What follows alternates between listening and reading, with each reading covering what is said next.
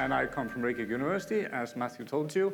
And I'm basically the black sheep here, because I don't come from aviation, although I have consulted with aviation. Okay, so my talk is called From Legacy Practices to Passenger-Centric Recovery, meaning that we want to be focusing on research, and we want to focus on data and the literature and so on.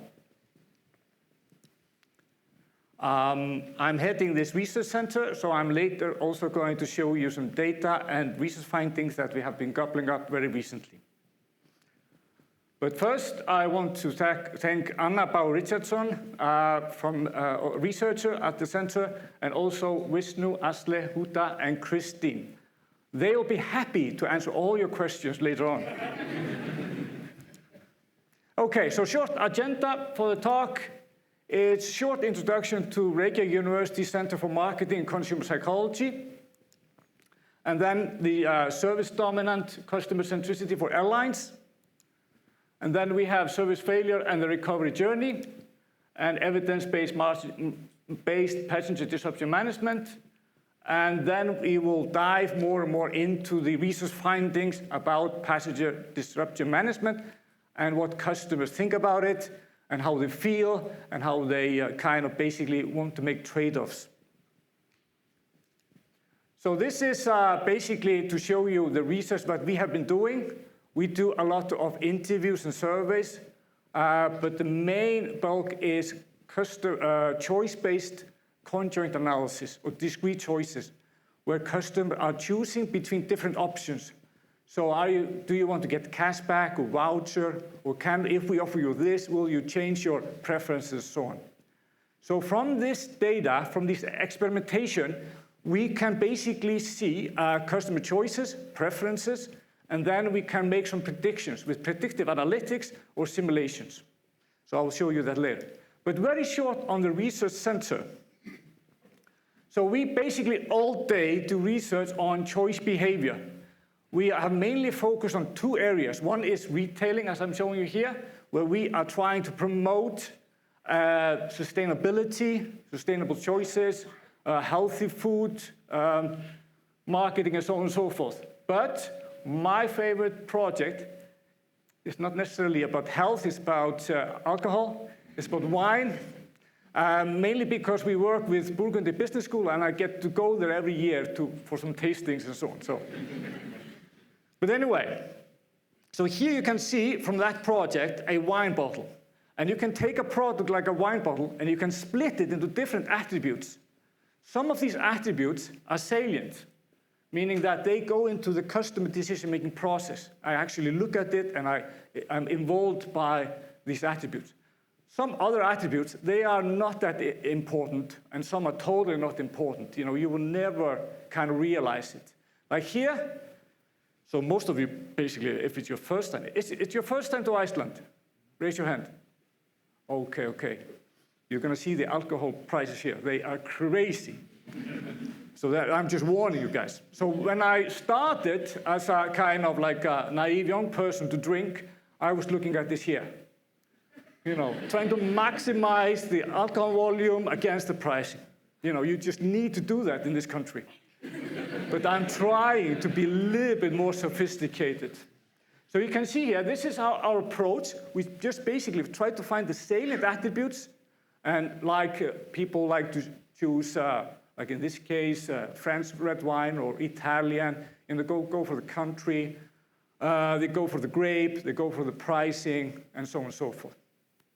And then we try to mix these things in a kind of like an experimental analysis, so that we have take this as a bundle of attributes with benefits. This is exactly the same approach that I'm going to show you later in terms of flight disruption and the service recovery journey. Other research we are focusing a lot on customer engagement and customer journey. So it's a bit crazy because we are basically following elderly women in a customer journey, trying to buy some necessities for her home, and we know exactly everything she does, from how fast she was walking, and where she's going, where she's not going, and from this behavior analysis, then we go and do the behavior modification. See, so first you need analysis, and then you need the behavior modification, or the tools, the strategies, the techniques, and so on. It's the same here. So I'm here basically to encourage us to do more research and look at the literature. So we see that more later. So it's we are a bit kind of like a big brother here. So this is basically what I do all day, is research on customer journey and customer engagement, and these are among the papers. So of course I am in the business of publishing papers, but some of these papers and some of this research has been done in collaboration with Icelandair here. So I used to consult Icelandair on a very nice project on finding the difference in the customer experience between Saga business class and economy class. And then the research center has also been working with Icelandair on flight disruptions, especially how customers are complaining on social media and how to respond to it, and so on and so forth. So here you can see a few of the recent papers on customer journey and so on. And if you follow the discussion on customer journeys and customer engagement, you might recognize this Hollenbeek name here, which is a big name in academia. But anyway, here you got Theodore Levitt, which is or was among the most famous professors in marketing. And he used to ask his students in the executive MBA class at Harvard, basically, what business are you really in? And I'm asking you here, what business are you really in? What are you trying to achieve? Are you product-oriented or are you customer-oriented? I have the customer hat on constantly. So customers, they want dignity, basically. And they don't, we have functional consequences going from A to B, but we also have social consequences and experiences or psychological consequences and economical consequences and so on. So this is what we are trying to kind of cater to, that they want space and they want to reduce angst and don't want to be bothered. Those players that can bring you good customer experiences, or also in the customer journey, in pivotal customer touchpoint, take away uncomfortable consequences, they are going to win. Okay, so this leads us to customer centricity, celebrating customer heterogeneity, meaning that customers, they don't want one solution for everyone, the same solution. They are different. And we want to celebrate that, especially with the information systems and digital technology and this personalization, personal data. Using the data, doing research experiments to find out how people are different. With the aim of keeping people happy, certainly, but also finding profitable customers, acquiring profitable customers, retaining profitable customers, and developing profitable customers. Winning one customer at a time. So that's basically the strategy that Netflix, Amazon, and so on and so forth are playing. So our job also has been to look at these companies that are in the forefront of service recovery, building up strong brands, and how they do. When I read the service literature, I see not many good examples from the aviation business. You read about Disney, you read about Ritz-Carlton, you read about the tech giants, but if airline business is more used as a terrible, a case study for terrible experiences. So now, is he awake? I don't know. But Biden signed these regulations, and that is directly towards you guys. I know how frustrated many of you are with the service you get from your US airlines. You deserve to be fully compensated. Your time matters. The impact of your life matters. Meaning that after COVID, after the pandemic, especially, many disruptions, understandably, customer frustrated, and now you guys, you are required to compensate for a flight disruption. So this is making and holding airlines accountable, we call it.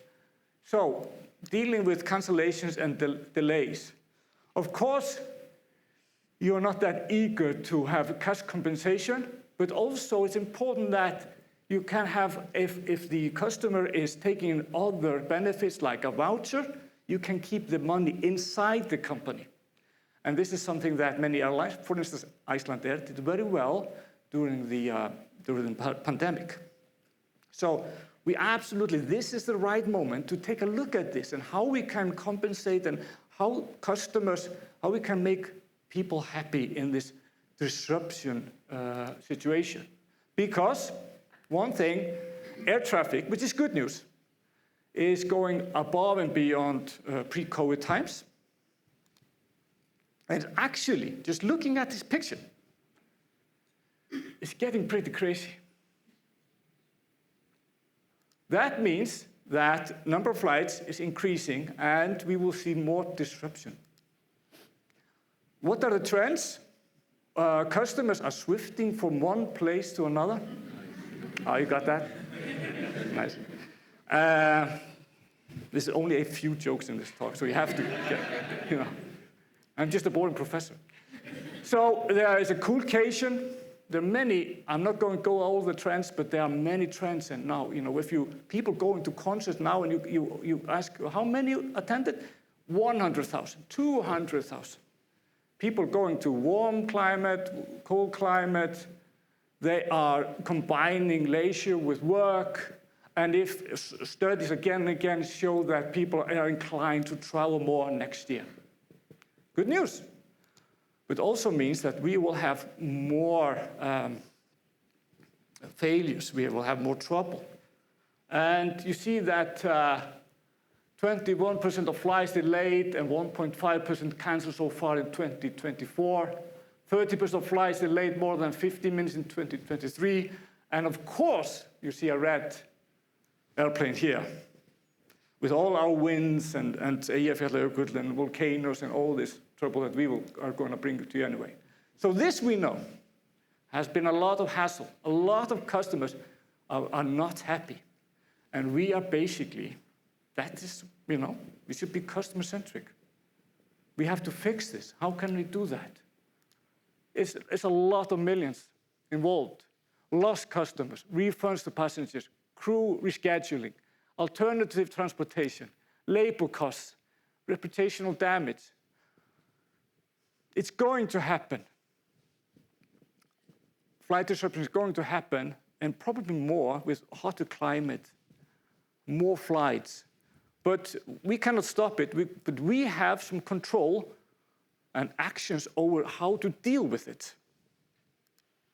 So one thing is that now we have to make sure that we are not keeping the customer in the dark. So if there's a service failure in other industries, customers are compensated, they are talked to immediately, they are informed. It's kind of real time and it's personal. This is what we need to kind of change in this. So look at the service failure and the recovery. In our business here, we see that reports are showing that only 50% of travel leaders have developed robust disruption management technology strategies. And so we need to do better there. We need to decide what to do and how to do it. One thing that we also, first thing that we often do with these studies that we have is to see the difference between the old and the new. So we work with a lot of companies in tech to see how they go away from the legacy system. And also another thing we do is to find the attributes with the service that we can use to kind of take the low-hanging fruit approach. What can we do that is not that expensive but can create a lot of value? And even things like intangible things like apology and empathy and so on is very important. And it's not only what it is, but also how to do it. Here's the first results from the studies that we have seen. Even just by having no explanation against explanation provided or no apology provided against apology provided, customer preferences will shift, most of them, just by having these small things, keeping everything else constant. We are definitely going to share many of these findings with you later after the conference. So I'm just more introducing it here. So service recovery journey. One thing is that we should look at it as an independent journey, not as a part of the overall customer journey. Another thing is that we have been looking at it from the service dominant logic, where we have service that flows multidirectionally. So we have, in this business, too much unidirectionally.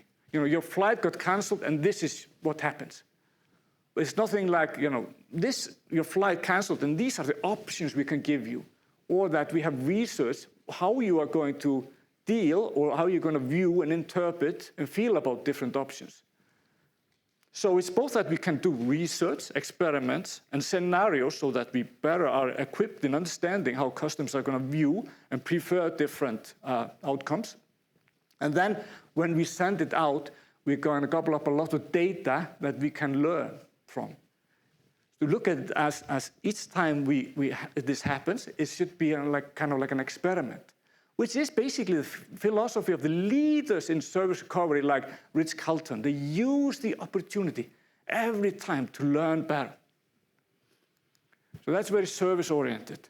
So you see here, I'm not going to go through the numbers exactly here, but you see here the communication frequency, compensation, staff interaction, explanation, rebooking, accommodation, how prompt we are. Here we have started, similar with the wine bottle, to split it into different attributes, and we're saying this is most important, and here this is not that important. This is middle important, but it's also very cheap to deal with. So you get the most for your buck to deal with this. That's what we're doing.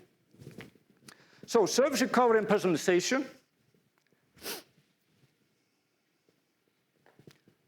While the immediate goal is to resolve customer dissatisfaction, the broader objective is to strengthen a relationship and foster loyalty.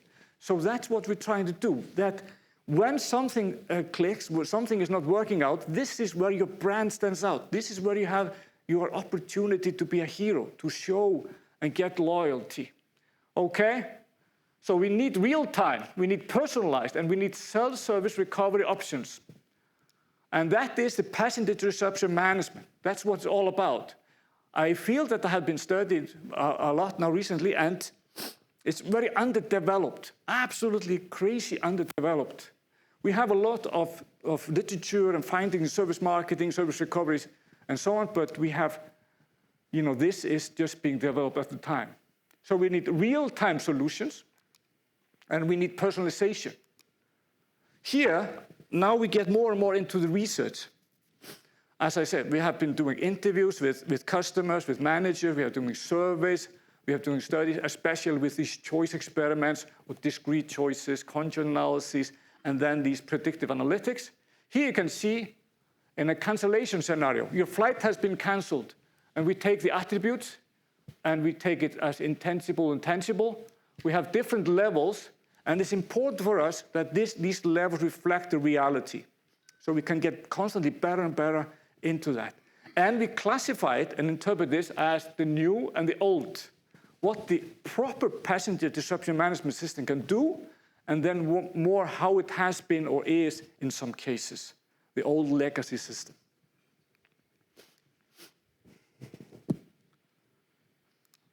Okay, so we need communication, and we need allowing customers to choose. It's away from this kind of mass marketing over to personalized marketing. Like we see in Facebook, in Google, they have individual data, they treat you as individuals. When I open up my Facebook, I see my friends, my content. It's not one size fits all, that's the old age. Okay, I mentioned Ritz-Carlton already. I mentioned that they are very prompt, and that this rule, the 2,000 rule, where the employees, the frontline staff, gets $2,000 that they can spend immediately to rectify things, and that they look at this as opportunity to be a hero, to stand out and to learn, constantly learning, going through each day. How did we do last day? How happy were customers? Did we resolve this? How can we improve? This is how we need to do it, both in research, and to do that, We need academic research. We need collaboration between academia and the industry. Okay, you can see here, if we go shortly, because we have analyzed these more traditional examples. Disney, we need to resolve the problem as soon as possible. Don't be scared to ask the client, what can I do to make this right? How can I be personal? How can I cater to your emotions? How can I learn from this? If I always send you the same solution, just one solution, I will never learn. By sending different solutions, by having customers choosing and so on, then I get an opportunity to learn and improve. Opportunity to learn. Complaints are opportunities to show how good you are, to learn, improve your brand. This we can see from the Nordstrom. This can also be an example from Starbucks. Apple has imitated a lot of the procedures that Ritz-Carlton has. Approach customers with personalized warm welcome, politely, present solutions, and so on. And we're seeing this being more digitalized constantly. So we're seeing this old traditional Ritz-Carlton philosophy, the service orientation, being kind of digitalized. That is what we're trying to do.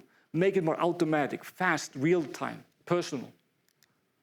Okay? Away from this.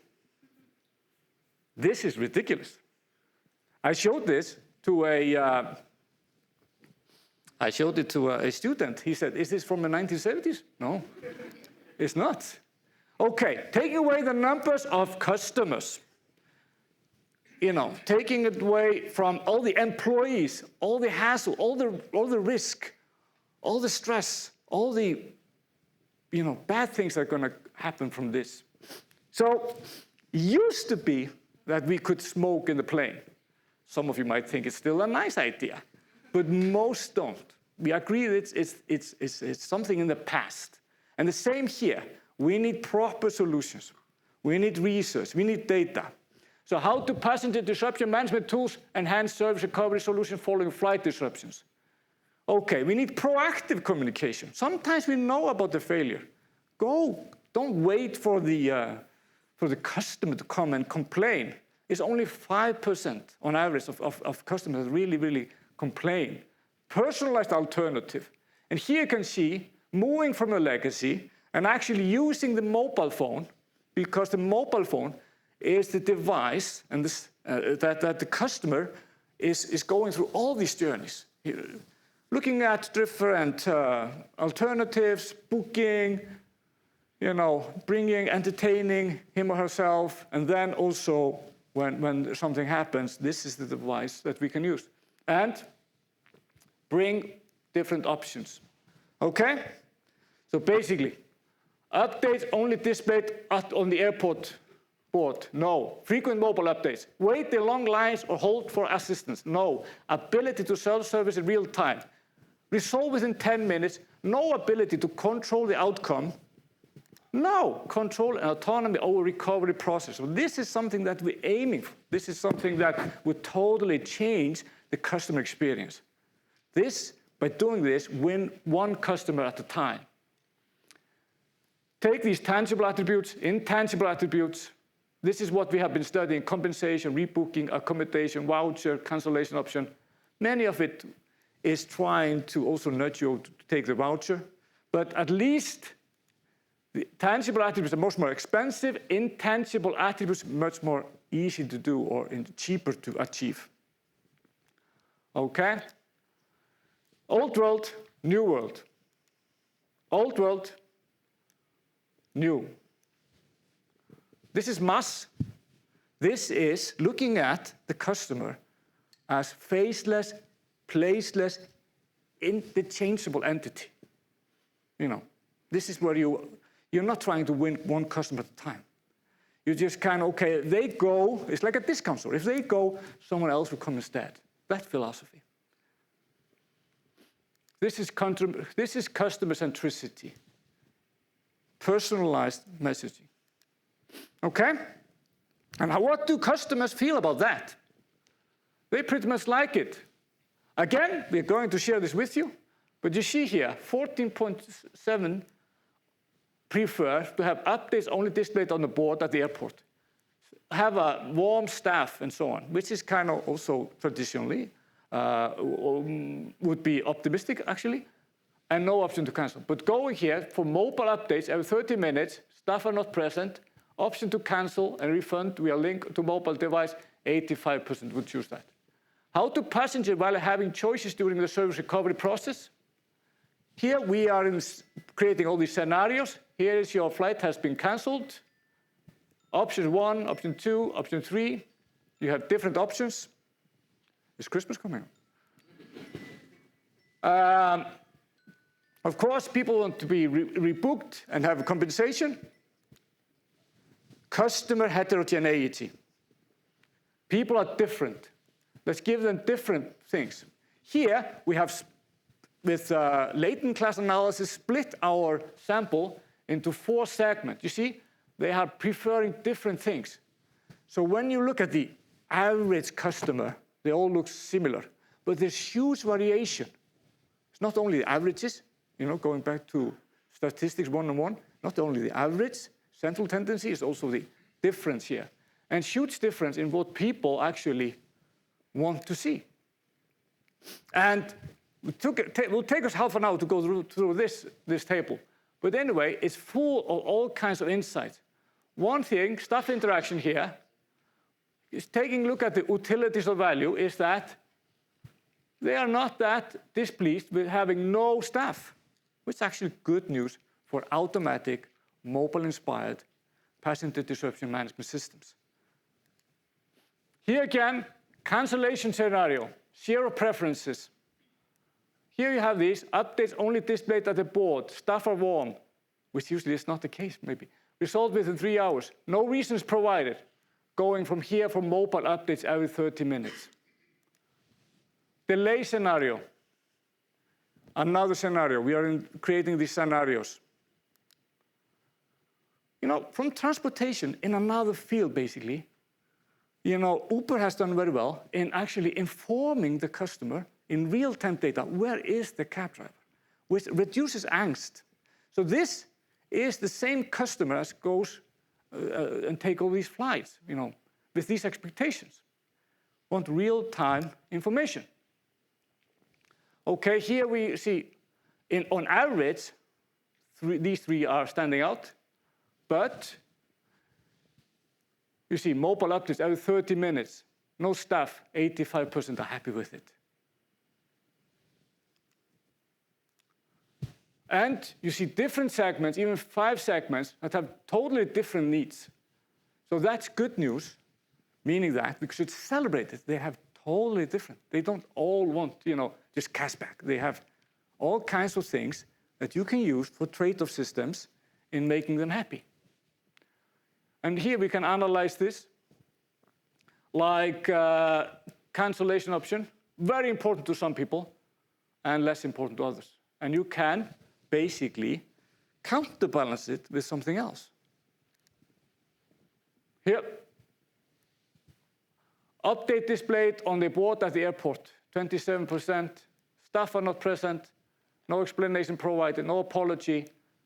What these passenger disruption management systems are doing is absolutely preferred here, especially when you take it all together.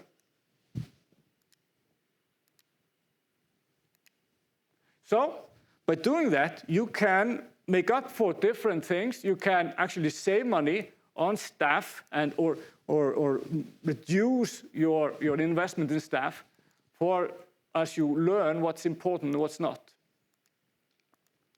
for these 5 different segments. So conclusions, evidence-based, customer-centric passenger disruption management solutions are preferred by most consumers. Pairing tangible and intangible in an economic trade-off, and future research could go into all kinds of choice architecture and to nudge customers to choose options that are customers are happy with and also makes more sense for the bottom line. That will make customers pretty good. Thank you.